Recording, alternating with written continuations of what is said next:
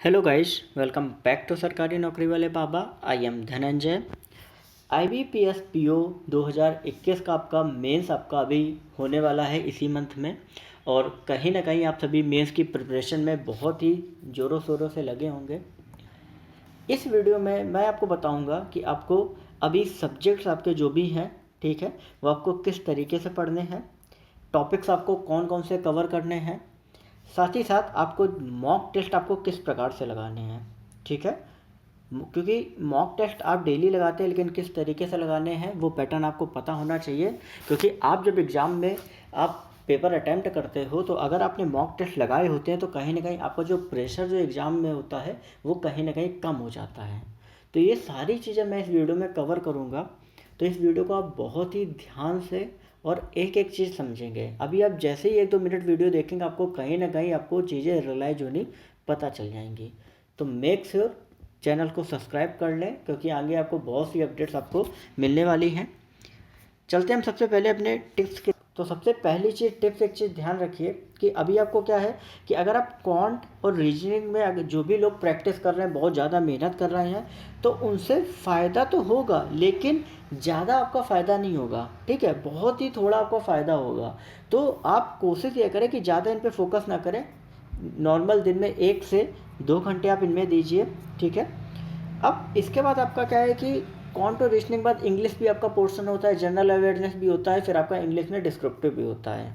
ठीक है, तो कॉन्ट और रीजनिंग में आपको ज़्यादा फोकस नहीं करना है। अभी मैं जनरल अवेयरनेस और इंग्लिश के बारे में भी मैं बताऊंगा, लेकिन सबसे इंपॉर्टेंट चीज़ ध्यान रखिए कि भाई जो इंग्लिश का यहाँ पे डिस्क्रिप्टिव पेपर होता है, जो कि आपका 25 मार्क्स का आता है। ठीक है, तो इस पर आपको ज़्यादा फोकस करना है, क्योंकि कारण क्या है कि इस पे भी आपके जो मार्क्स है वो इम्पॉर्टेंट आपके लिए हैं, क्योंकि क्वालिफाइंग मार्क्स यहाँ पर भी आपको स्कोर करने हैं। ठीक है, इंग्लिश में एक चीज़ आप ध्यान रखिए कि इंग्लिश के लिए जो इम्पोर्टेंट है कि आपकी रीडिंग जो होनी चाहिए वो कंटिन्यू आपका डेली बेसिस पे होनी चाहिए।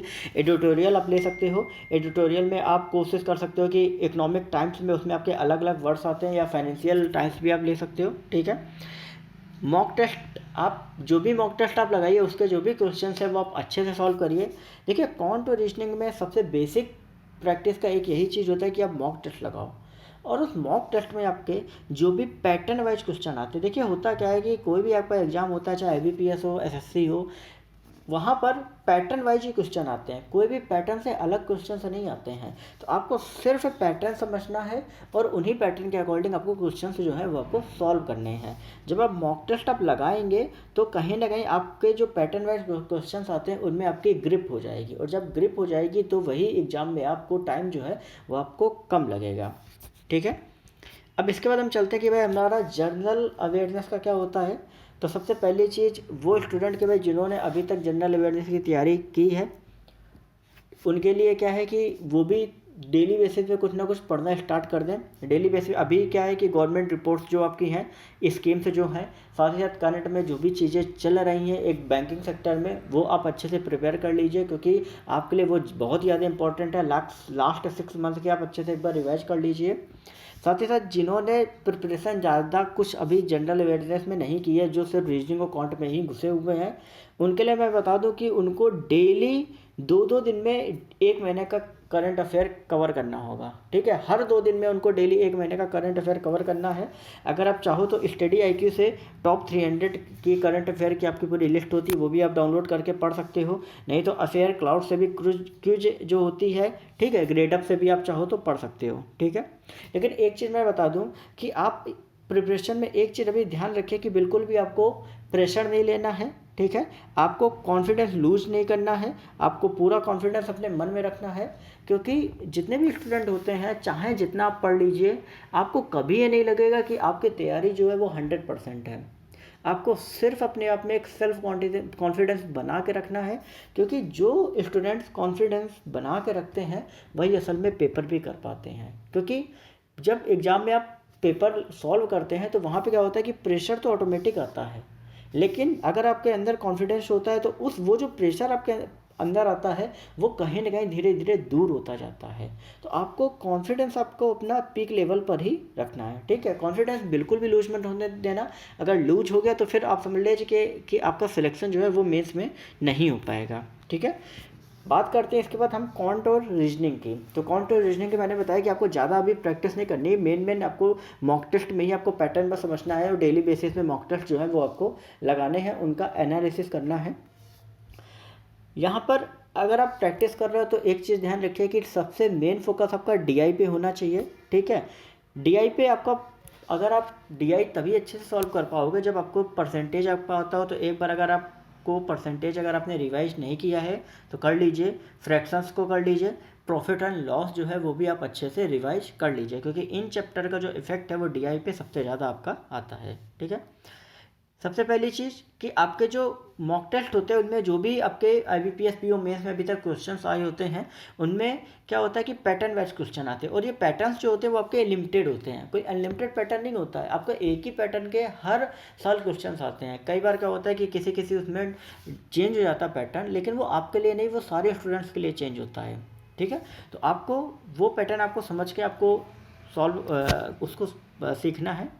फिर आपका आता है कि भाई इंग्लिश और जीए में एक चीज़ ध्यान रखिए कि आपको क्विज जो होती है वो आप चाहो तो खाली टाइम में अगर बैठे हो या आपको बोर फील हो रहा है तो आप क्विज सॉल्व कर सकते हो।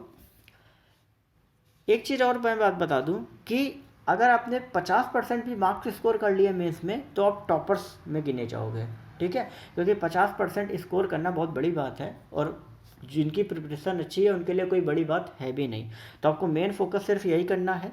रीजनिंग में आप क्या कर सकते हो कि मिसलेनियस पे ज़्यादा फोकस करिए। पजल सॉल्व करने में, पजल को ज़्यादा सॉल्व करने के चक्कर में नहीं पड़ना है, क्योंकि यार आप ज़्यादा सॉल्व करोगे तो आपका टाइम कंज्यूम ज़्यादा होगा। मिनिमम कोशिश करिए कि 1 से 2 पजल जो है वो इजीली आपकी सॉल्व हो पाए, ठीक है।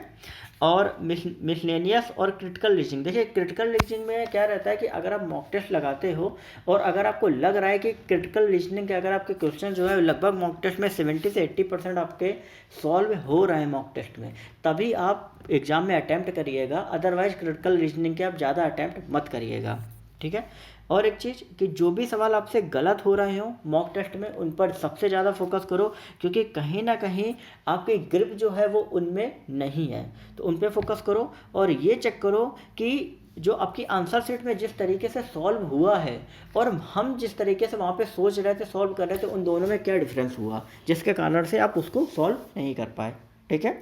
क्योंकि अगर आप जब एनालाइज करोगे, यही चीज़ होती है एनालाइजेशन, यही जब चीज़ एनालाइज करोगे तो आपको धीरे धीरे चीज़ें जो हैं वो समझ में आ जाएंगी। क्योंकि आप मॉक टेस्ट में या आप जब भी पेपर लगाते हैं तो आप लगभग आंसर तक चले जाते हैं, लेकिन एट लास्ट एक स्टेप ऐसा रहता है जिससे आप दूर रहते हैं। तो वही स्टेप आप जब आंसर शीट देखोगे तब वो स्टेप आपको समझ में आएगा कि मैं क्या गलती कर रहा था। फिर हम बात करते हैं हमारी इंग्लिश की। तो देखिए एक चीज़ आप ध्यान रखिए, इंग्लिश में आपका डिस्क्रिप्टिव जो पेपर होता है उसमें बिल्कुल भी डरना नहीं है, ठीक है। आपको एक कॉन्फिडेंस से वो पूरा पेपर देना है। अगर आप 25 में 18 मार्क्स भी ले आते हो ना इंग्लिश में डिस्क्रिप्टिव में, बहुत बड़ी बात है, बहुत ज़्यादा बड़ी बात है, ठीक है। आपको सिर्फ कॉन्फिडेंस में पेपर देना है। ग्रामेटिकल मिस्टेक्स आपको उसमें वहाँ पर कोई भी करनी नहीं है, क्योंकि ग्रामेटिकल मिस्टेक्स आपकी ज़्यादा काउंट होती हैं। स्पेलिंग मिस्टेक्स आपको बिल्कुल भी नहीं करनी है, ठीक है। अगर आप चाहो तो ऑनलाइन एडिटोरियल वगैरह टाइप कर सकते हो, तो उसमें क्या रहेगा कि आपकी जो स्पेलिंग्स एरर होती हैं वो वहाँ पे साइड में लिख के आ जाती हैं, जिससे आपको समझ में आ जाएगा कि स्पेलिंग जो इसकी है वो क्या रहती है, ठीक है। दूसरी चीज़, आपको कोई भी चेंज नहीं करना है लेटर के फॉर्मेट में। जो भी आपका लेटर का फॉर्मल लेटर का जो फॉर्मेट होता है उसमें बिल्कुल भी चेंज करने की कोशिश ना करें, जैसा फॉर्मेट है सेम वैसा ही रखें। ऐसे में अगर आप चाहो तो ऐसे में जैसा मैं करता हूँ, मैंने मतलब सीजीएल का भी डिस्क्रिप्टिव दिया है, ठीक है।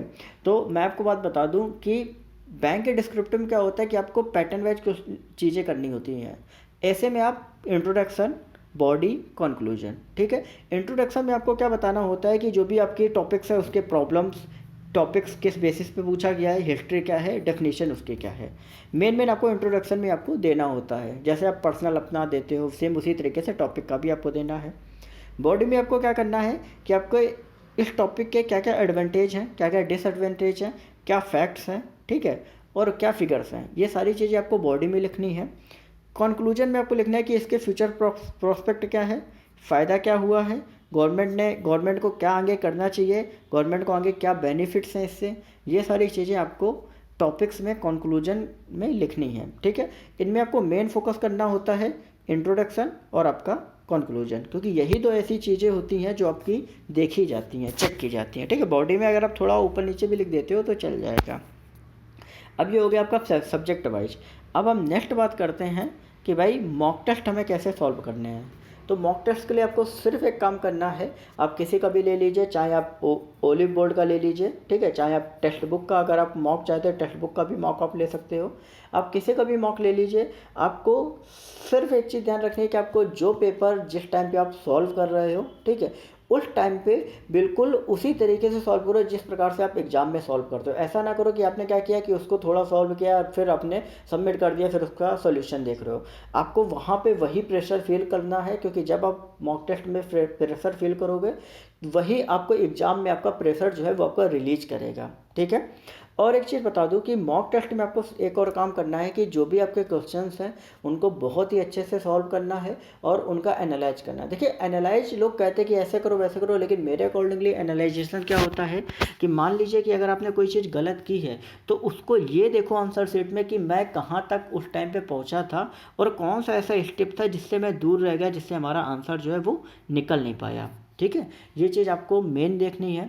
साथ ही साथ आपको मॉक टेस्ट में ये भी ध्यान देना है कि हम किस टाइम में कौन सा क्वेश्चन पे कितना ज़्यादा टाइम दे रहे हैं, ये भी इम्प्रूव करना है आपको। क्योंकि जिस टाइम पे आप मॉक टेस्ट अटैम्प्ट करते हैं जो घड़ी की टिक टिक टिक टिक चला करती है ना, तो वो कहीं ना कहीं आप पे प्रेशर डालती है। और ऑल इन ऑल लास्ट में एक बात मैं कहूँगा, आपको सिर्फ कॉन्फिडेंस में जाके पेपर देना है, आपको बिल्कुल भी प्रेशराइज नहीं फील करना है। क्योंकि एक चीज़ ध्यान रखिए, किसी भी कोई भी पेपर हो या कोई भी टॉपर हो उसको पूरा नहीं आता है, क्योंकि जो भी आप पढ़ रहे हो सब कुछ कर रहे हो इसका जो एक लिमिटेशन बिल्कुल भी नहीं है, समुद्र की तरह है पूरी। जितना आप पढ़ते जाओगे घुसते जाओगे उतना ही आपको नॉलेज होगा, लेकिन आप ये नहीं कह सकते कि आप एग्ज़ाम निकाल पाओगे। तो एग्ज़ाम निकालने के लिए आपको कॉन्सेप्चुअल चीज़ें पढ़नी होती हैं, ठीक है। आपको अपने ऊपर सेल्फ कॉन्फिडेंस, देखिए एग्ज़ाम निकालने का पहला फंडा होता है कि सेल्फ कॉन्फिडेंस। ये आपके अंदर क्या होता है कि ये आपके अंदर होना ही होना चाहिए अगर आप एग्ज़ाम निकालना चाहते हो तो, ठीक है। बिल्कुल भी आपको डरना नहीं है, प्रेशर नहीं फील करना है, और आपको ये ध्यान रखना है कि मैं एग्ज़ाम में अगर जा रहा हूँ तो मैं अपना बेस्ट दे के आऊँगा, 100 में 100% मैं अपना दे के आऊँगा, ठीक है। अगर आपको कुछ भी इसके अलावा कुछ पूछना है तो मेक श्योर आप कमेंट सेक्शन में लिख के पूछ सकते हो। तो बस मेरी एक ही कहना है कि जितना ज़्यादा हो सके वीडियो को शेयर करें, चैनल को सब्सक्राइब करें, वीडियो को लाइक करें, क्योंकि आप लोग लाइक नहीं करते हो तो प्लीज़ लाइक ज़रूर करना। बाकी अगर आपको कोई भी क्वेरी है तो आप मुझसे पूछ सकते हैं, ठीक है। तो so all the best for your preparation. आपको सिर्फ इसी पैटर्न पे आपको प्रिपरेशन करनी है, ज़्यादा आपको इधर उधर ध्यान बिल्कुल भी नहीं देना है। अभी सिर्फ आप अपनी प्रिपरेशन पर ही फोकस करिए।